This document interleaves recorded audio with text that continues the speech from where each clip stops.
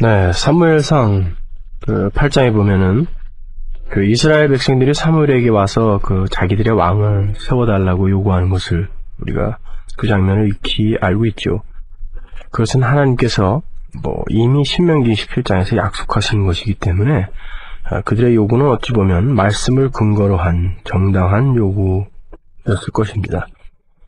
왜 신명기 17장에 보면은 내가 내 하나님 여호와께서 내게 주시는 땅에 이르러서 그 땅을 얻어 거할 때에 만일 우리도 우리 주위 열국같이 우리 위에 왕을 세우리라는 뜻이 나거든 반드시 내 하나님 여호와의 택하신 자를 내 위에 왕으로 세울 것이며 이렇게 하나님께서 인정하십니다. 내 위에 왕을 세우려면 내 형제 중에서 한 사람을 할 것이요 내 형제 아닌 타국인을 내 위에 세우지 말 것이며 왕된 자는 말을 많이 두지 말 것이요 말을 많이 얻으려고 그 백성을 애굽으로 돌아가게 말 것이니 이런 말씀이 있어요.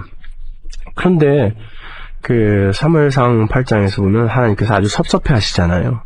아니 말씀을 근거로 해서 요구하는데 왜 섭섭해 하셨을까요? 여호와께서 사무엘에게 이르시되 백성이 내게 한 말을 다 들으라. 그들이 너를 버림이 아니요 나를 버려 자기들의 왕이 되지 못하게 함이니라. 그들이 왕을 요구한다는 것은 바로 하나님이 자신들의 왕이라는 것을 인정치 못한다는 그런 표현이기도 했습니다. 이스라엘의 왕은 하나님이십니다. 근데 그들은 하나님을 그들의 왕으로 인정치 않았습니다. 여러분 제가 한번 여러분들에게 여쭤보겠습니다. 약속을 붙들고 말씀을 붙들고 기도하면 그 기도는 반드시 응답이 됩니다. 맞습니까? 헷갈리죠? 네. 당연한 소리를 제가 물어보니까 혹시 아닐지도 이렇게 생각하시는 분이 계실지도 모르겠는데 근데 성경은 아니라고 합니다.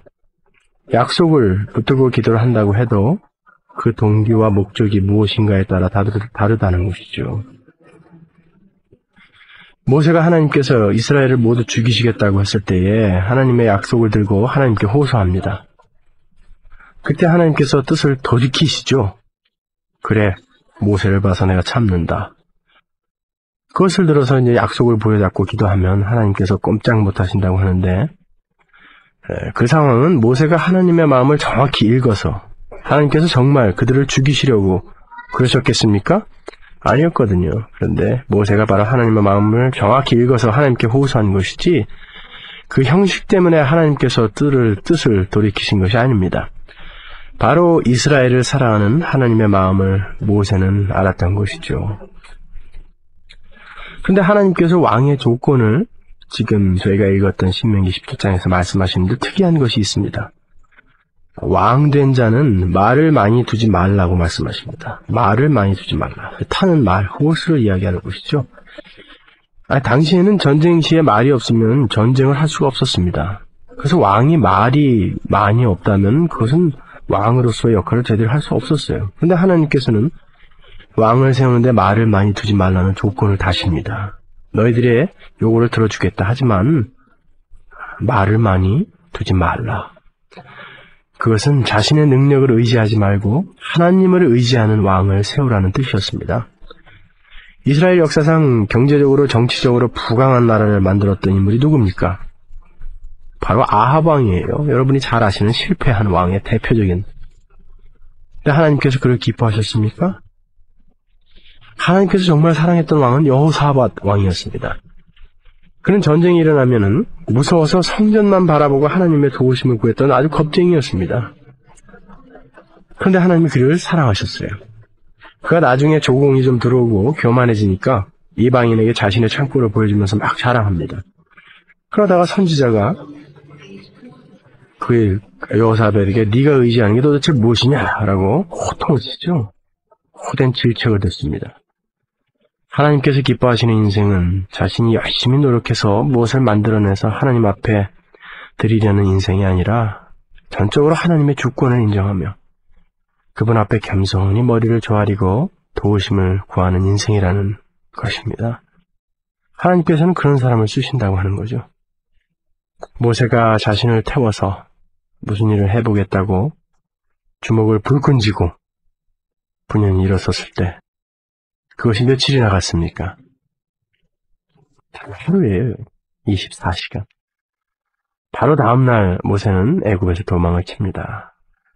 그런데 40년 후에 떨기나무를 태우지 않고 스스로 타는 불 앞에 모세가 섰을 때 모세는 무엇을 깨달았을까요? 40년 전 자신이 모든 권세와 영화를 다 버리고 일어섰을 때는 아무 말 없이 40년 동안 정말 아무 말 없이 가만히 계시더니 이제 다 늙어서 인생이 길어야 70이고 강건해야 80이라고 시편의 시를 썼던 그 모세가 80이 되었을 때 이제 다 늙어서 나를 찾아오시냐고, 나는 능력이 없어서 못 간다고 모세가 하나님 앞에서 뻗팅깁니다. 여러분, 불은 뭔가 연소할 재료가 있어야지 그것을 태우면서 유지되는 게 불 아닙니까? 그런데 떨기나무를 태우지 않고 홀로 타는 불, 그것이 무엇을 말하는 것일까요? 하나님께서 거기서 우리에게 하시고자 하는 말씀이 무엇이겠습니까? 너희가 너희 힘을 의지해서는 고작 24시간밖에 그 불은 유지될 수 없고 24시간이면 다 타버릴 수밖에 없지만 하나님께서 태워주시는 불은 그 목적이 다 이루어질 때까지 절대로 꺼지지 않는다는 것을 보여주시는 것입니다. 그리고 하나님은 절대로 너희 능력을 의지해서 하나님의 일을 이루어 나가시는 분이 아니시라는 것, 스스로 하나님의 일을 하나님에 의해서 이루신다는 것을 보여주시는 것이죠. 우리의 것을 태워서 하나님의 일이 이루어지지 못함을 우리는 알아야 합니다. 정말 그분이 쓰시겠다고 하실 때 겸손히 순종하는 마음, 하지만 그것이 하나님의 일이란 결제가 떨어지고 나면 목숨을 걸고 뛰어드는 자를 하나님은 찾으시는 게 아니겠습니까?